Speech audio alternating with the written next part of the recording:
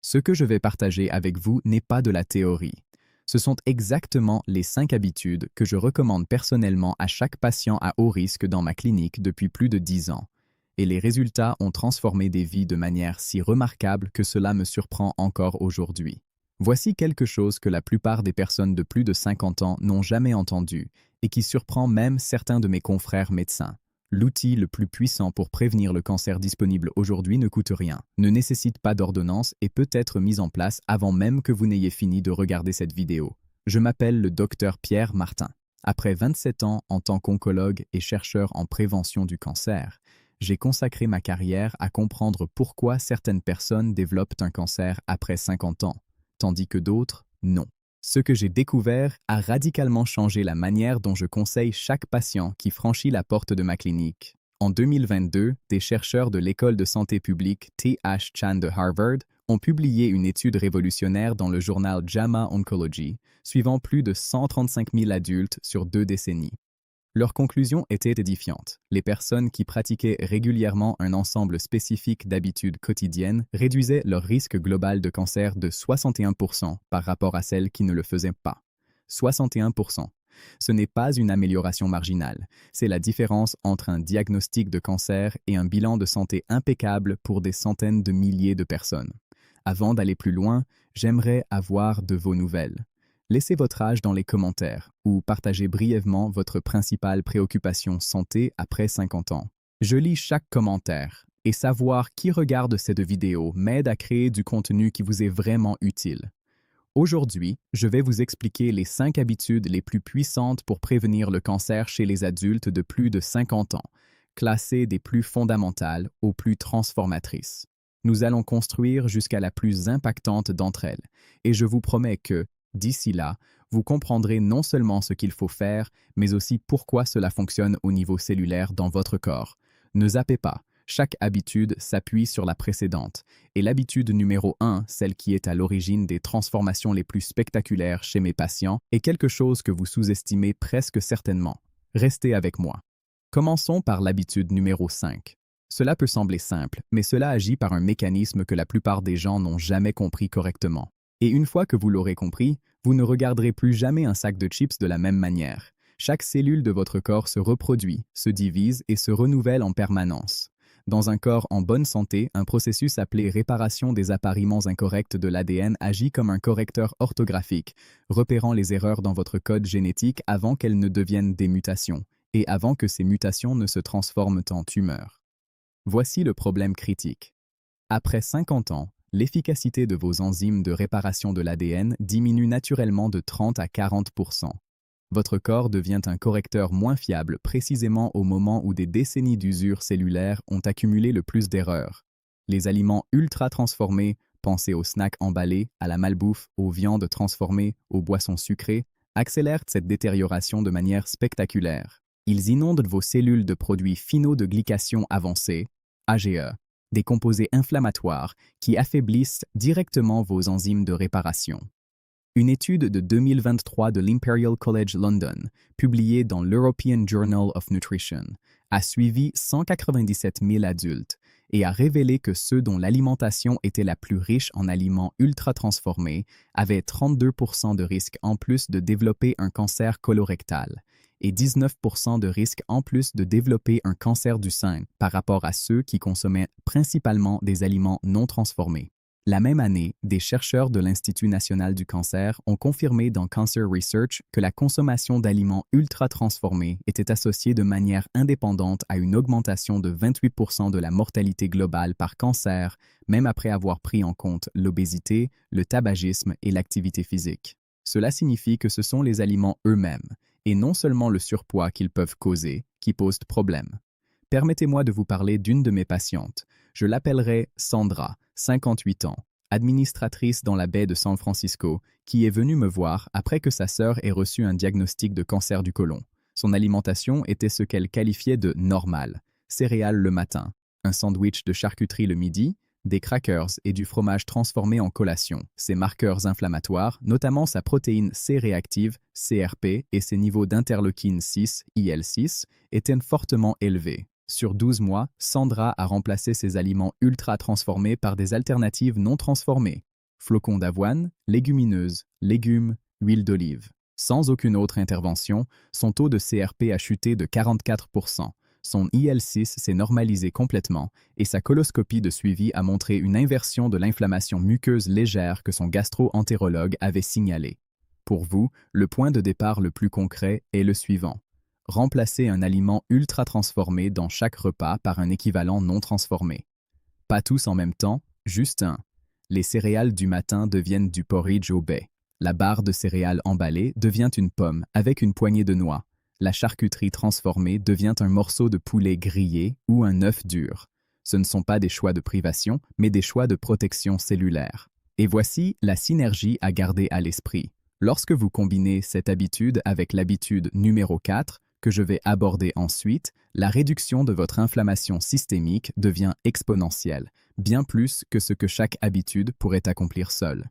Avant de passer à l'habitude numéro 4, je veux que vous compreniez une chose. Ce que vous allez apprendre ensuite est l'une des stratégies de protection contre le cancer les plus sous-estimées de l'oncologie moderne. Et presque personne de plus de 50 ans ne la pratique de manière cohérente. Passons maintenant à l'habitude numéro 4. Lorsque la plupart des gens pensent au sommeil, ils pensent à se sentir reposés. Moi, en tant qu'oncologue, je pense à quelque chose appelé immunosurveillance. Et c'est l'un des mécanismes de lutte contre le cancer les plus extraordinaires dont dispose votre corps. Votre système immunitaire contient des cellules spécialisées appelées cellules tueuses naturelles, NK, dont le rôle est essentiellement de patrouiller dans votre sang et vos tissus, d'identifier et de détruire les cellules cancéreuses à un stade précoce avant qu'elles ne puissent s'implanter.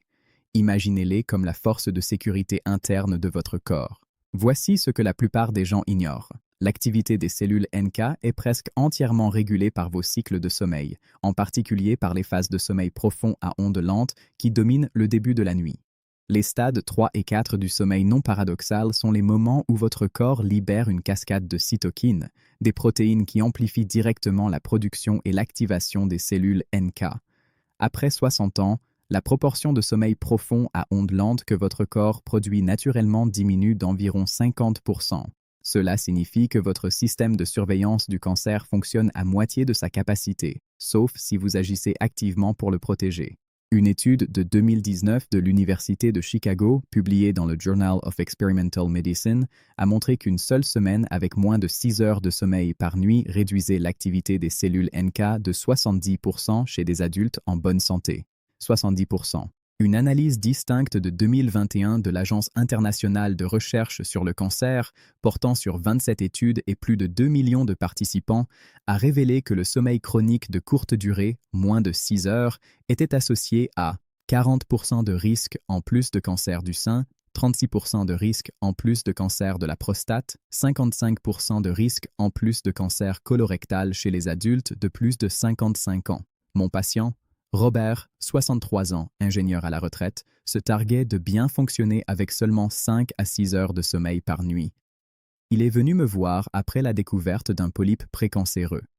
Robert n'était pas obèse, ne fumait pas et faisait de l'exercice régulièrement, mais son sommeil était fragmenté et trop court. Nous avons mis en place un protocole strict d'hygiène du sommeil, coucher à 20h30 tous les soirs, obscurité totale et pas d'écran après 21h. Température de la chambre à 19 degrés C, supplément de magnésium glycinate pour favoriser le sommeil profond. En 8 semaines, sa durée de sommeil autodéclarée était passée à 7h30 et les données de son suiveur de sommeil montraient un doublement de ses phases de sommeil profond. Son nombre de cellules NK, mesuré par des analyses sanguines de suivi, avait augmenté de 38%.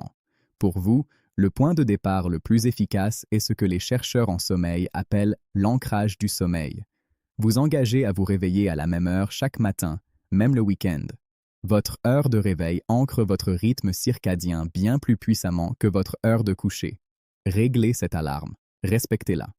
Une seule semaine de réveil à heure fixe améliore mesurablement l'architecture du sommeil chez les adultes de plus de 50 ans. Et lorsque vous combinez un sommeil optimisé avec les changements alimentaires de l'habitude numéro 5, votre niveau d'inflammation de base baisse à un seuil où votre système de surveillance immunitaire peut fonctionner comme il a été conçu pour le faire. Mais aussi puissantes que soient ces deux premières habitudes, elles ne sont que la préparation à ce qui vient ensuite, une habitude qui intervient directement dans l'horloge biologique de vos cellules, d'une manière que les scientifiques n'ont pleinement comprise que depuis 15 ans. Passons à l'habitude numéro 3. Je veux recadrer quelque chose pour vous. Le mot exercice porte un poids, une sensation d'obligation et d'effort qui pousse la plupart des adultes de plus de 50 ans à décrocher. Ce dont je vais parler n'est pas l'exercice tel que vous l'imaginez. Je parle de mouvements quotidiens intentionnels, et ses effets sur la biologie du cancer sont si spécifiques et si profonds que je pense qu'il mérite sa propre spécialité médicale. Au cœur de cette habitude se trouve une molécule appelée facteur de croissance analogue à l'insuline 1, IGF-1. L'IGF-1 est une hormone qui stimule la croissance cellulaire, ce qui, comme son nom l'indique, peut être à la fois utile et dangereux.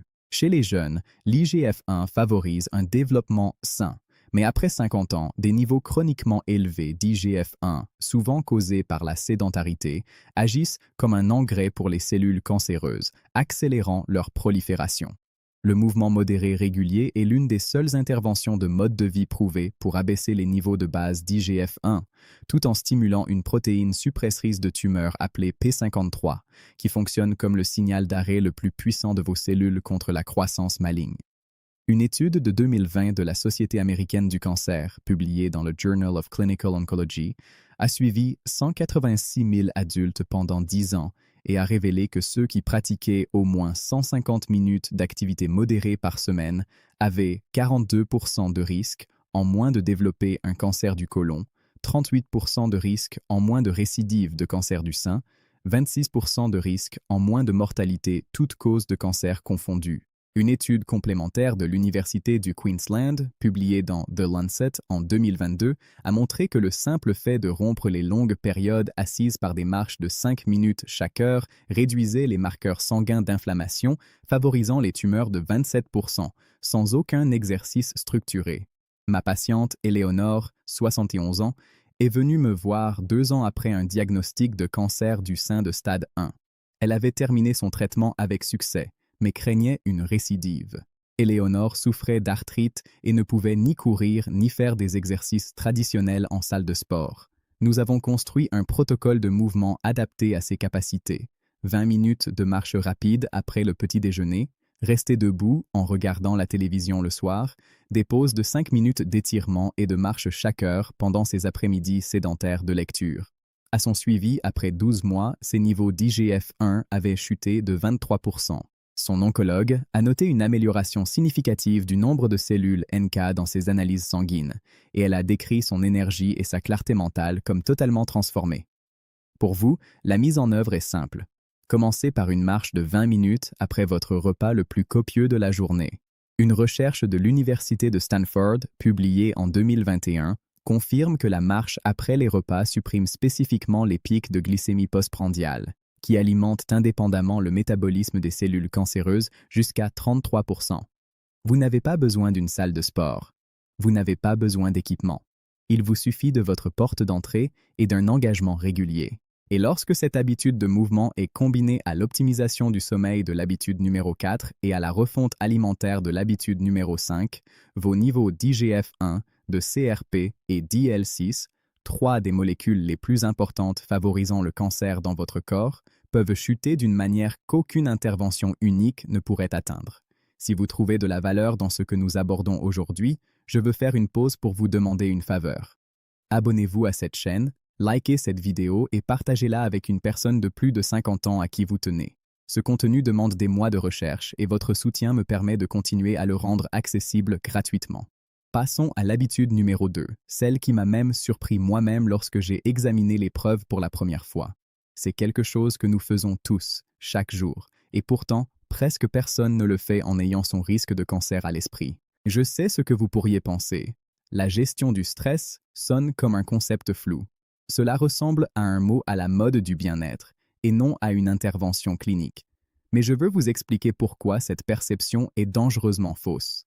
En 27 ans d'oncologie, je considère désormais le stress psychologique chronique comme l'un des facteurs de cancer les plus sous-diagnostiqués après 50 ans.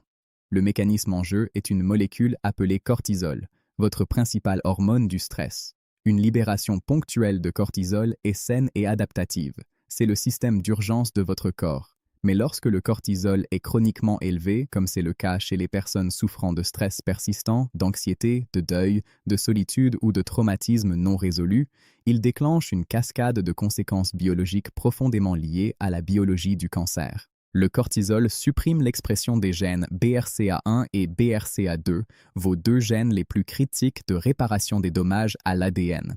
Il active une voie inflammatoire appelée NF-κB, qui favorise directement la survie des cellules tumorales et leur résistance à l'apoptose, le processus naturel de mort cellulaire qui élimine les cellules endommagées ou malignes.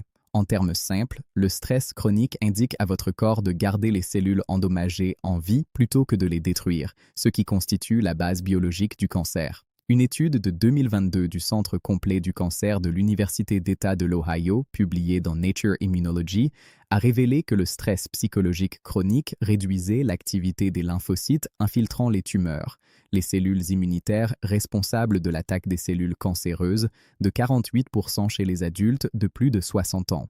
Une méta-analyse de 2023 de l'Institut Karolinska en Suède, basée sur 16 études et près de 500 000 participants, a montré que les adultes présentant des marqueurs de stress chronique cliniquement élevés avaient 43% de risque en plus de développer des cancers hématologiques, y compris la leucémie et le lymphome, 31% de risque en plus de développer un cancer du poumon par rapport aux personnes peu stressées. Mon patient David, 66 ans, cadre à la retraite, se décrivait comme enfin détendu. Mais ses analyses sanguines racontent une histoire différente. Son rythme de cortisol était inversé, faible le matin, alors qu'il devrait être à son pic, et élevé le soir, alors qu'il devrait être proche de zéro. Il avait développé ce que les chercheurs appellent la charge allostatique, un état de stress biologique chronique qui s'imprime même en l'absence de stress perçu. Son expression du gène BRCA1 était mesurablement supprimée. Nous avons mis en place un protocole quotidien structuré. 12 minutes de respiration diaphragmatique lente chaque matin en utilisant la technique 4-7-8, une marche de 15 minutes le soir sans téléphone, un engagement social hebdomadaire, un dîner régulier entre amis. Après 6 mois, le rythme de cortisol de David s'était normalisé. Ses marqueurs NF-κB avaient chuté de 31% et son équipe d'oncologie a noté une amélioration des comptes de lymphocytes dans toutes ses analyses. Pour vous, la dose minimale efficace de régulation du stress est documentée dans une étude de 2021 de l'Université Carnegie Mellon. Seulement 12 minutes de respiration consciente par jour, pratiquées de manière cohérente pendant 8 semaines, ont réduit les niveaux de cortisol salivaire de 26% et ont amélioré de manière mesurable le nombre de cellules NK chez les adultes de plus de 55 ans. Vous n'avez pas besoin d'un thérapeute, d'une retraite ou d'un abonnement à une application. Il vous suffit de 12 minutes, une chaise tranquille, une respiration lente. Inspirez par le nez en 4 temps. Retenez 7 temps. Expirez en 8 temps. C'est votre point de départ dès aujourd'hui. Et lorsque cette pratique est combinée à l'architecture du sommeil de l'habitude numéro 4, la fenêtre de réparation cellulaire que votre corps obtient chaque nuit devient considérablement plus efficace, car le cortisol est l'un des principaux suppresseurs des phases de sommeil profond dont nous avons parlé. Tout ce que nous avons couvert jusqu'à présent, l'alimentation, le sommeil, le mouvement, la régulation du stress, n'est qu'une introduction, car l'habitude numéro 1 est celle qui relie tous les mécanismes que nous avons abordés en une seule intervention biologique unifiée. Les recherches qui la soutiennent sont si convaincantes que j'hésite presque à le dire, mais c'est la seule habitude que je choisirais si je ne devais en sélectionner qu'une pour chaque patient de plus de 50 ans sur Terre. Passons à l'habitude la plus importante. L'habitude numéro 1. Je veux être très précis sur ce que j'entends par là, car cette habitude est souvent mal comprise, trop simplifiée ou rejetée comme une mode pour perdre du poids.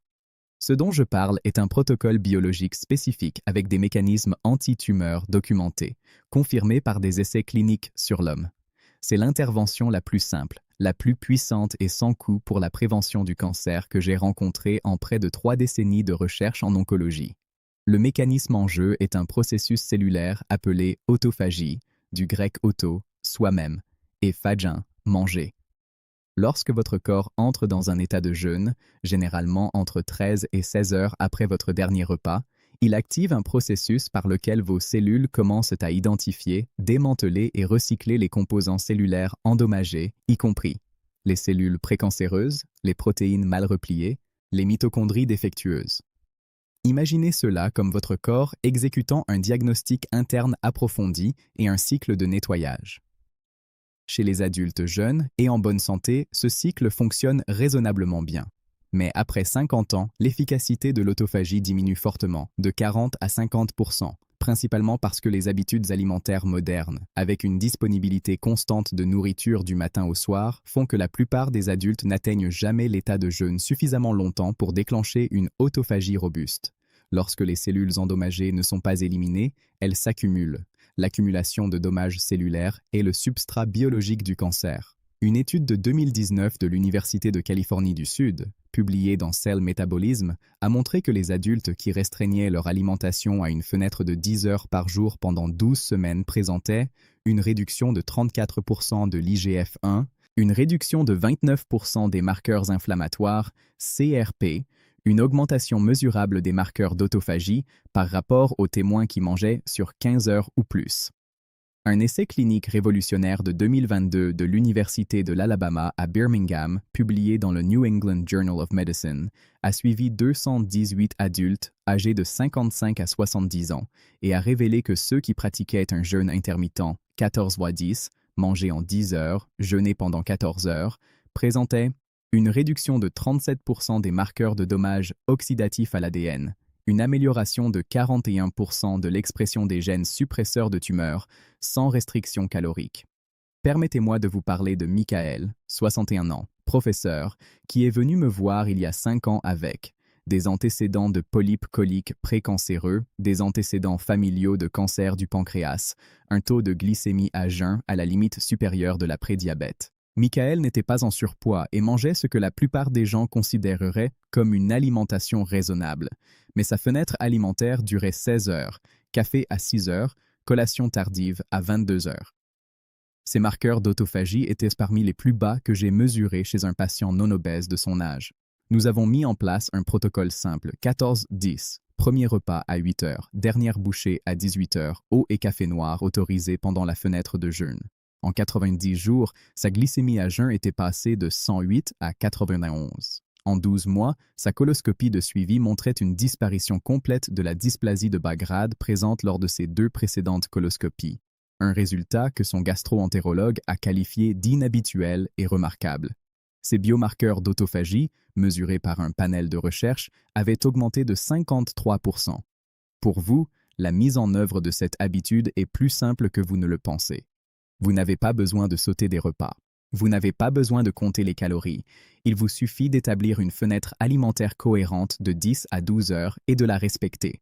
Si votre première tasse de café avec de la crème est à 7 heures, votre cuisine ferme à 19 heures.